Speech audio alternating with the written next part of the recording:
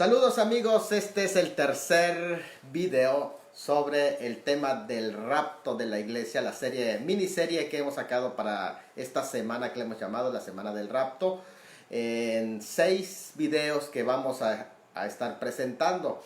Queremos darle a todos los amigos en lo que van haciendo presencia la bienvenida a este tema, que es el tercero de los temas, y se llaman sinónimos usados en el hebreo del Antiguo Testamento para el harpazo o el rapto de la iglesia. Así que damos la bienvenida. Ya tenemos aquí a varios hermanos. Tenemos hermano Demetrio, hermano Milton. No se vayan porque va a estar hermosa esta conferencia. Tenemos prácticamente unos 25 a 30 minutos de conferencia, y después vamos a abrir la sesión para las preguntas y respuestas, como lo hemos hecho en estos próximos o anteriores 2 videos, ¿verdad?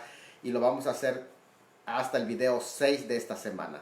Entonces, el tema que corresponde al día de hoy es sinónimos usados en el hebreo del Antiguo Testamento para el harpazo. Es un tema que seguramente usted va a recibir mucha bendición.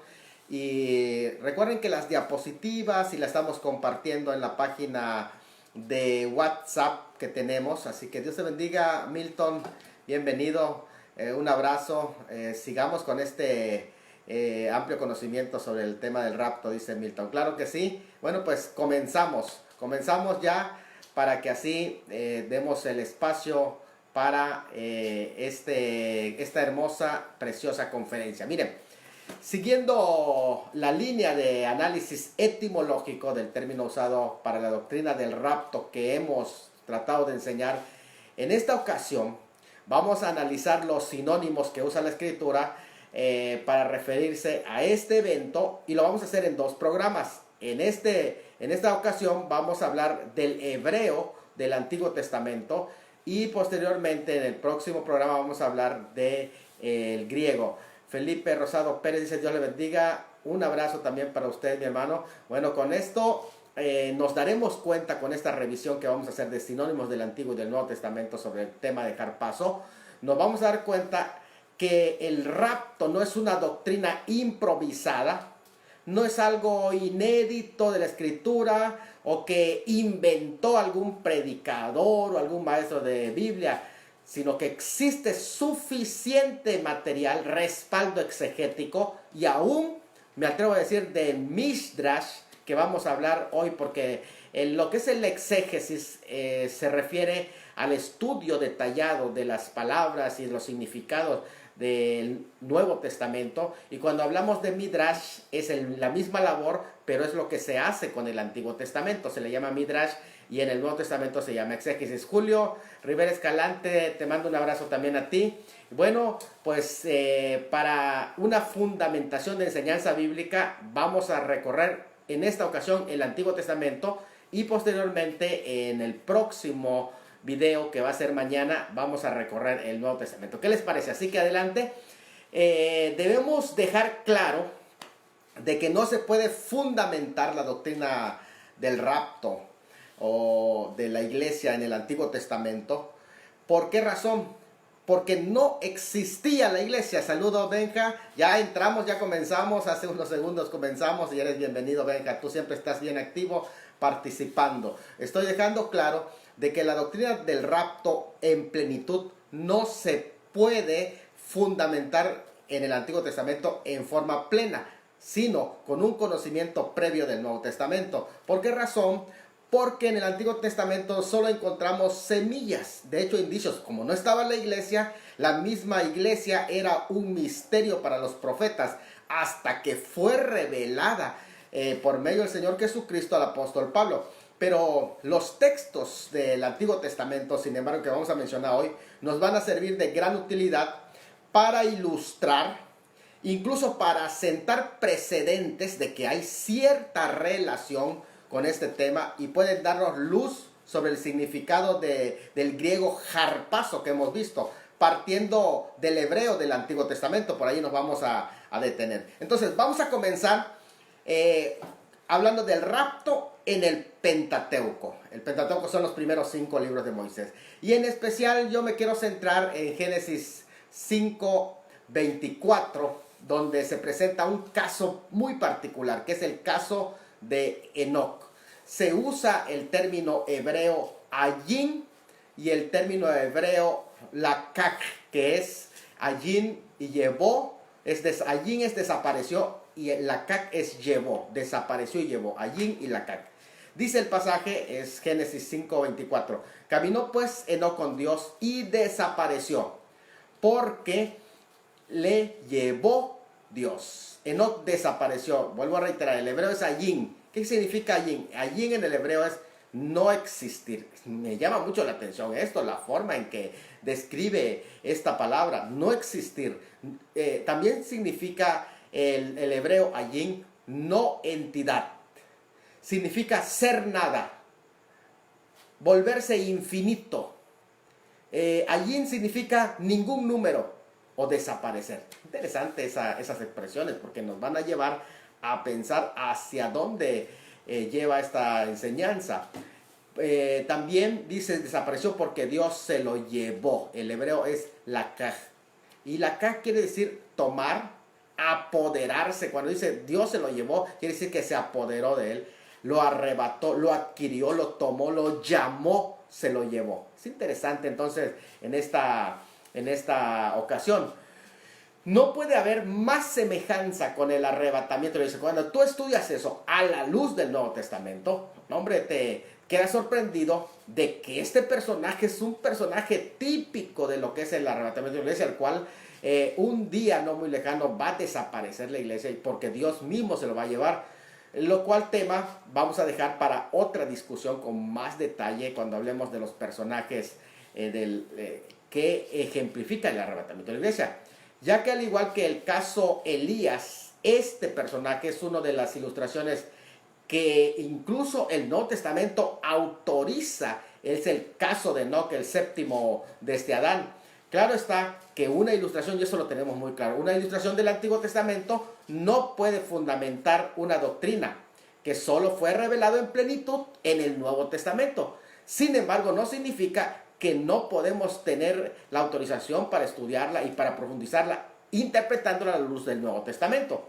No obstante, puede servirnos como un ejemplo. Este es el caso de Enoc, una historia de esperanza que enseña que el destino humano no es la eterna separación con su creador, porque ahí está enseñándose que hay un propósito en el que Dios quiere caminar con su criatura y al final de todo quiere llevárselo. Existe la posibilidad de regresar a aquello que había perdido recientemente el hombre del jardín del Edén, regresar al paraíso de Dios. O sea, el programa de Dios es la vida y no la muerte, y Enoc eso es lo que nos enseña.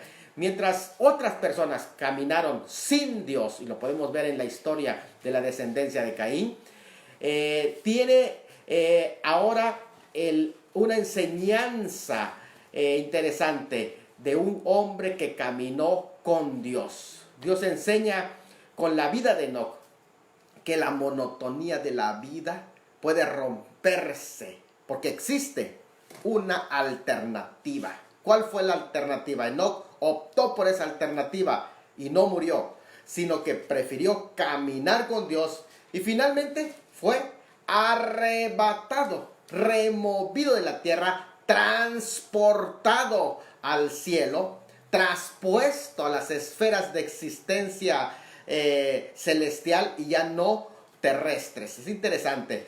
O sea, en Dios tenemos, según esta enseñanza de este personaje, la posibilidad del elemento sorpresa, la rutina agobiante de la vida que en el día a día nos da, opresora, no debería esclavizar nuestra vida. Hay una alternativa que rompe con esta rutina. Esta alternativa tiene sus raíces ¿en qué? En una relación especial con Dios, un caminar con Él, siguiendo fielmente sus pasos, porque cuando dice caminó con Dios, estaba buscando los pasos, como cuando uno camina en la arena y va dejando pasos, y estos pasos de Dios fue siguiendo Enoc. Si nosotros hacemos esto, de igual manera se nos promete que un día desapareceremos, pues seremos llevados de regreso al hogar, al paraíso que otrora tiempo perdió el hombre. Algunas notas dignas de reflexionar en esta escena. Estamos en el Pentateuco hablando de este personaje, el séptimo de este Adán. Siempre ocupa un lugar especial el séptimo. Habla de plenitud, de un número completo, de tiempo completo. También habla, podemos decir, de perfección.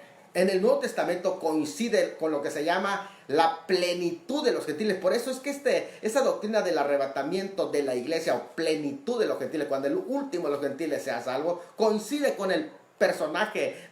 O sea, prácticamente nosotros entonces somos la generación de Enoc. Más adelante vamos a hablar de Enoc con más detalle, pero es interesante hablar del séptimo de este Adán. Bueno, vive 365 días, que es una vida plena e íntegra, que no necesariamente tiene que ser tan larga. Fue sacado de la tierra prematuramente, porque ustedes se dan cuenta de todo lo que vivieron esos personajes antediluvianos, están arriba de 500, pero no, vive más corto que ellos. ¿Qué significa esto en ese sentido? Que de alguna manera no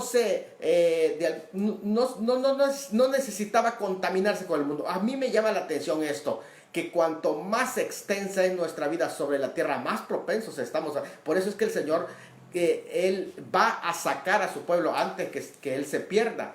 Esto explica la razón del rapto y será antes de los juicios también de la tribulación. Dice, caminó con Dios, indica su vida de obediencia y de comunión. Eso solo se dice de Enoc y no de Noé, que es prácticamente su bisnieto. Noé caminó, se dice de Enoc y de Noé. Ellos dos, Enoc y Noé, caminaron con Dios. Su bisnieto de Enoc, que es Noé. Otros han caminado delante de Dios, pero Enoc no solo vivió, sino que experimentó comunión íntima y continua con ese Dios. Caminar con Dios implica una comunión firme. Habla de algo progresivo y no se trata de algo casual. Y esto, ¿saben qué significa este verbo caminar? Es un ir y venir constante. Oye, esto es una cosa impresionante. Era un compañero, era prácticamente una persona cerca, quien en ese periodo de tiempo hizo compañía a Dios. Enoc no murió. En todo el capítulo 5, la narración, si ustedes estudian todo el capítulo 5 de Génesis, la narración encierra un círculo vicioso rutinario del hombre. Nace, engendra hijos y muere.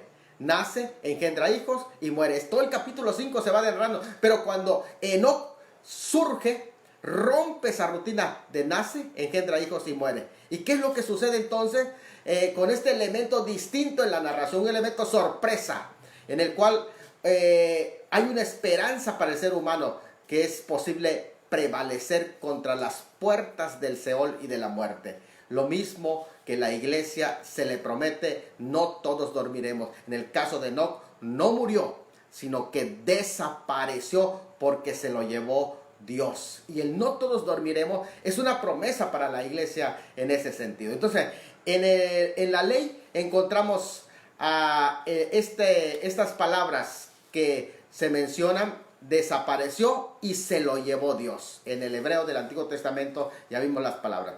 Ahora, me gustaría que pasemos a ver el tema del rapto en los libros históricos. Muy bien, el rapto en los libros históricos. Ya vimos en la ley o en el Pentateuco, ahora en los libros históricos. El primer ejemplo, claro, que no podemos pasar por alto, es el ejemplo de Primero de Reyes 18:12. Se usa el hebreo nasá. Y nasá se habla de las continuas desapariciones y arrebatamientos de Dios a Elías. Llama la atención el hebreo nasá. Nasá significa vestir. Llama eso la atención porque habla de un revestimiento, ¿no? Florecer, como de una primavera. Aceptar, acarrear, cargar, elevar, levantar, llevar, mover, subir, tomar y arrebatar. Es el hebreo nasá. Dice el pasaje: aconteció que luego de que yo me haya ido, el Espíritu de Jehová te llevará, Nazá, a donde yo no sepa, y al venir yo y dar las buenas nuevas a Acab, al no hallarte, él me matará, y tu siervo teme a Jehová desde su juventud. Eso es lo que dijo Abdías respecto de cómo era llevado este personaje. Segundo de Reyes 2, 10 al 11. En el caso Elías también se usa la kaj, y también se usa otra palabra que es jus y alaj. Alaj, vamos a ver qué es primeramente la kak.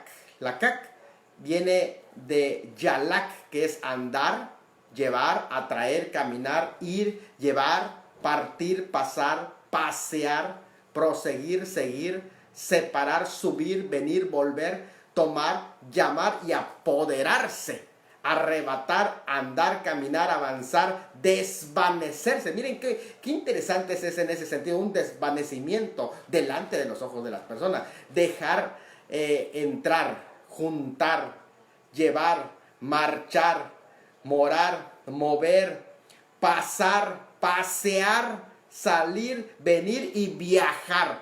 Interesante, ¿no? El término que se utiliza en la caja, pero también se utiliza el término jus, que es cubrir, comparecer, perdonar, quitar, lástima, misericordia. Se usa para mencionar que será quitado.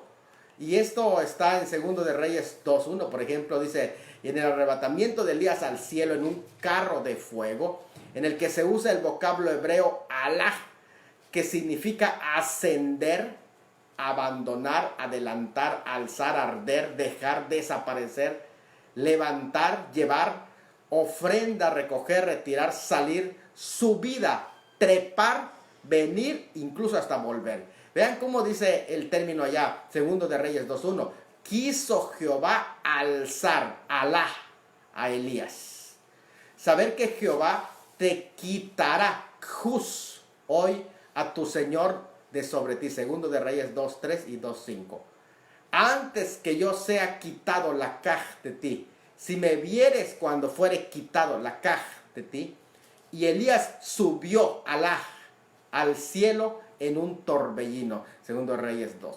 Interesante esto, porque en Segundo de Reyes 2:16 se usa el hebreo yarat para la misma experiencia de Elías. Principalmente era descender hacia abajo a una región baja como la playa o la frontera, o llevar a una línea al enemigo. Esta misma palabra se puede usar para hablar de llevar en cualquier aplicación hacia abajo, hacia arriba o hacia un lado. Puede significar apartar, bajar, caer, descender, descolgar, marchar, quitar, traer, llevar y venir. Es interesante. Vean cómo dice el pasaje. Y dijeron: he aquí, hay con tus siervos 50 varones fuertes. Vayan ahora y busquen a su Señor. Quizá le ha levantado Yaraj, el Espíritu de Jehová, y lo ha echado en algún monte o en algún valle. Y él les dijo: no enviéis. Es interesante. Ahora, vamos en este mismo libros históricos a un pasaje, bueno, es un pasaje impresionante de segundo de Samuel 22, y se repite en los poéticos en el Salmo 18, pero es el cántico de liberación de David, segundo de Samuel 22. Quiero que le preste atención porque esto es súper impactante. Después usted puede ir revisando ese Salmo 18 y segundo de Samuel 22, porque ahí se utiliza un término que es of, y se usa en forma poética. Voy a hablar un poquito más adelante de of y del misterioso rakab en hebreo. Rakab, que es uno de los, la tensión de este término cabalgó, es rakab. Rakab significa montar en un animal o en un vehículo, habla de caballo también. Rakab es conducir, rakab es jinete, rakab es llevar, rakab es montar, traer o subir. Me llama mucho la atención, ahorita vamos a leer toda esa porción donde el cántico de liberación de David de sus enemigos y en especial de Saúl. Pero recuerden que esto es interesante, porque también en la escritura se dice al que cabalga en los cielos, al que cabalga sobre los cielos en Deuteronomio 33, 26 y en el Salmo 68, 4 al 33. Y esto nos debe de llevar a pensar que como Él vendrá montado en un caballo blanco en Apocalipsis 19, 11, esto nos está mostrando que hay algo en estos pasajes y que nosotros, según el Apocalipsis 19, 14, también vamos a venir montados en caballos blancos. Así que es interesante. Ahora, ¿cómo es que nos vamos a ir? Voy a leer esta porción que es segundo de Samuel 22, desde el 8 en adelante. Ustedes lo pueden leer todo en casa porque es una porción impresionante que les va a llegar. La tierra, dice, fue conmovida y tembló, y se conmovieron los cimientos de los cielos. Se estremecieron porque se indignó él.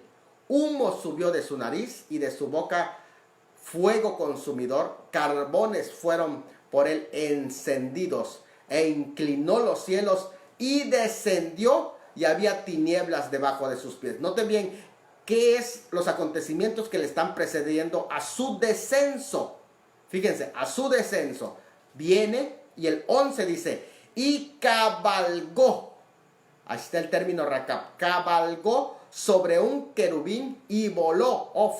Voló sobre las alas del viento. Note bien, después de que descendió, ahora cabalgó sobre un querubín y voló sobre las alas del viento. Es interesante esta porción porque luego en el 12 dice, puso tinieblas sobre su escondedero alrededor de sí, oscuridad de aguas y densas nubes.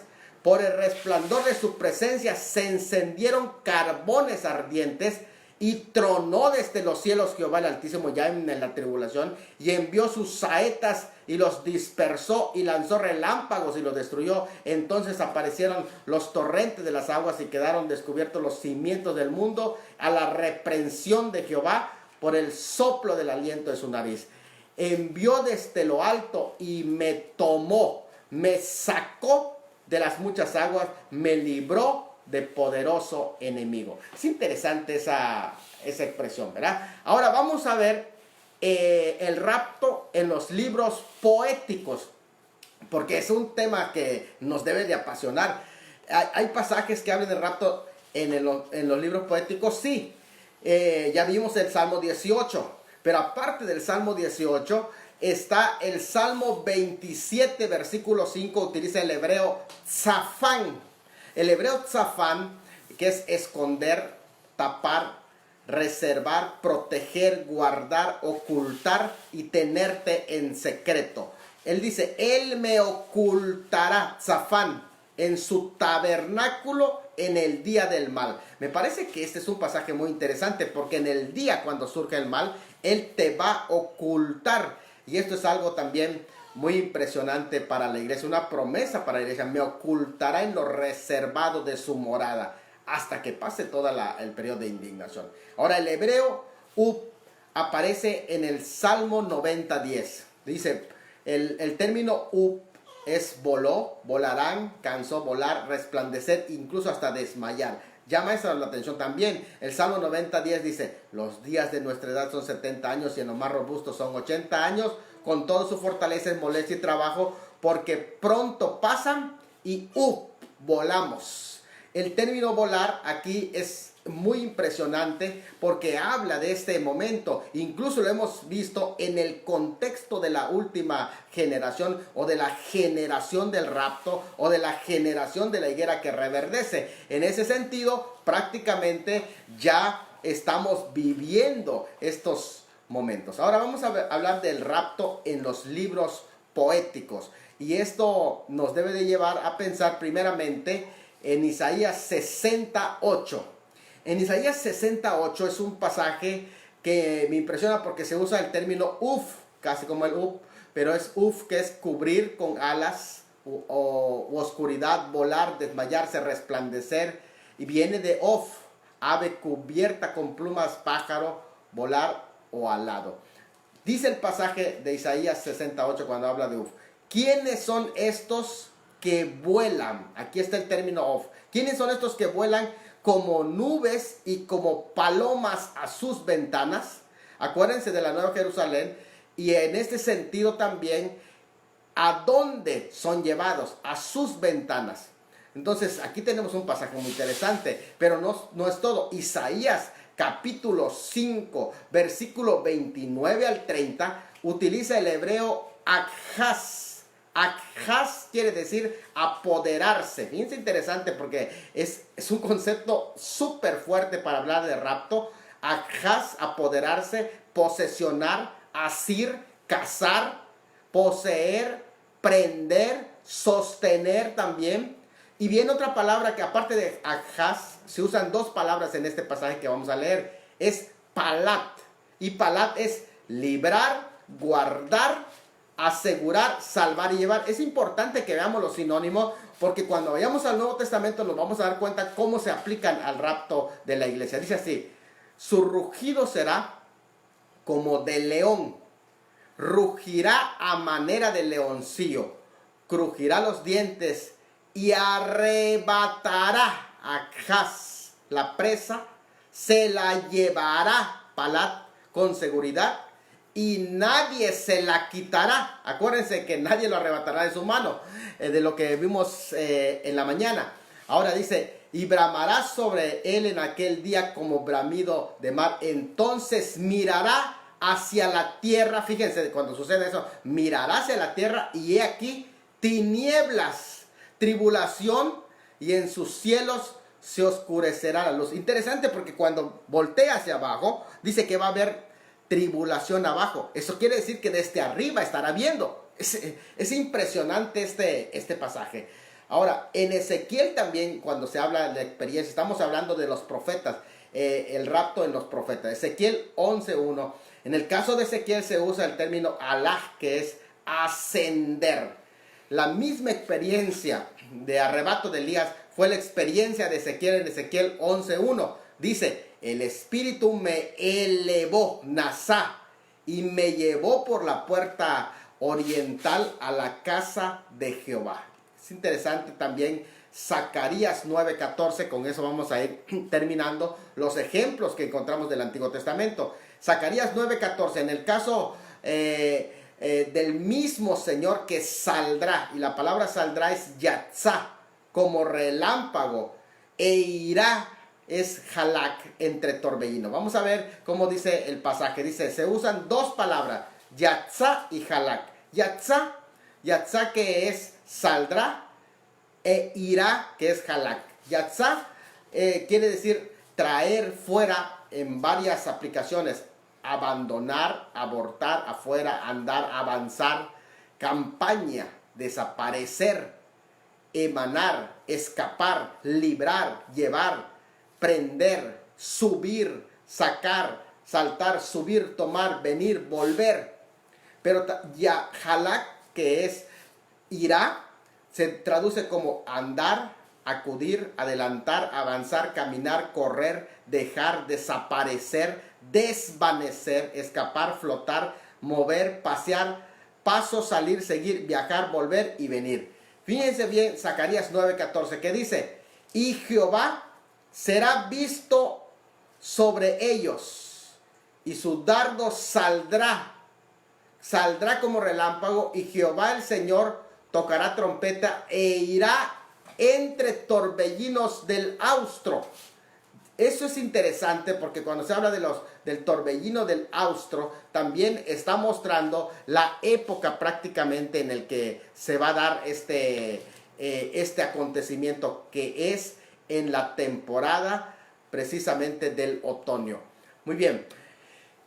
Bueno, ya prácticamente estamos por concluir. No tenemos la doctrina del rapto plenamente revelada en el Antiguo Testamento, pero lo mismo pasa con otras doctrinas, no solo con la doctrina del rapto, pasa con otras doctrinas como la Trinidad, la doctrina de Satanás, incluso no está revelada plenamente en el Antiguo Testamento. La de las resurrecciones tampoco está revelada plenamente en el Antiguo Testamento. Otros solo se encuentran semillas.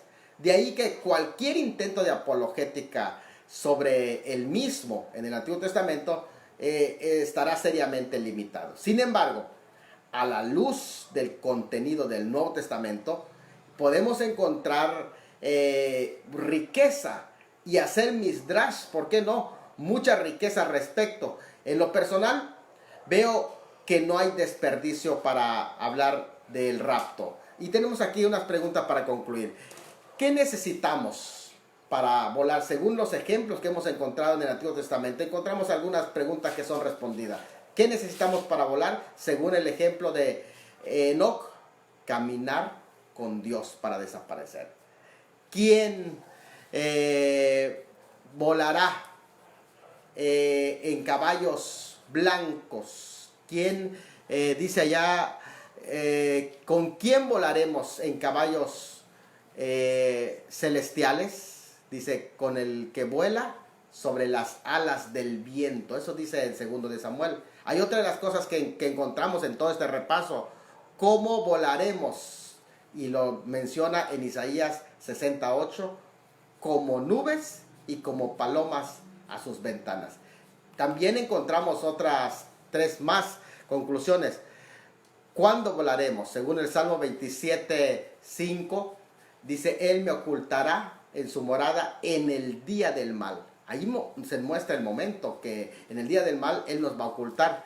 ¿Qué pasará mientras nosotros volamos? Y según Isaías 5:29, dice que miraremos abajo y habrá tribulación en la tierra. Y por último, ¿cuánto tiempo falta? Parece que el Salmo 90:10 contesta que una generación de 70 años y lo más son 80 que puede soportar. Quiere decir que estamos en tiempos finales. Muy bien, se abre el espacio para preguntas y ahora sí, nos adelantamos para las preguntas.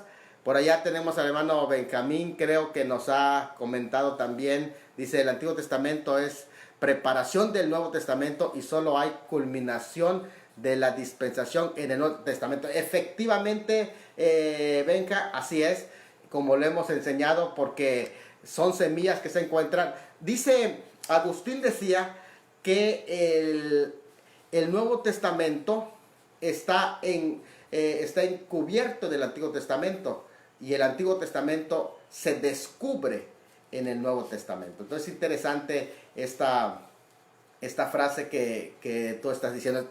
Es la sesión de preguntas. Ya pueden abrir el espacio para preguntas. Ya pueden enviar sus preguntas. Ya ha terminado esta tercera conferencia y estamos en la sesión de preguntas. En la mañana tuvimos una buena sesión de preguntas. No sé si tenemos ahora. Estamos esperando las preguntas. Ya hemos terminado lo que es sinónimos del rapto en el Antiguo Testamento. Dios te bendiga, José Rivera. Un abrazo hasta Tijuana. Ya abrimos en la sesión de preguntas y pueden aportar, pueden preguntar, pueden contribuir y vamos pues abriendo la sesión. Dice Julio Rivera Escalante.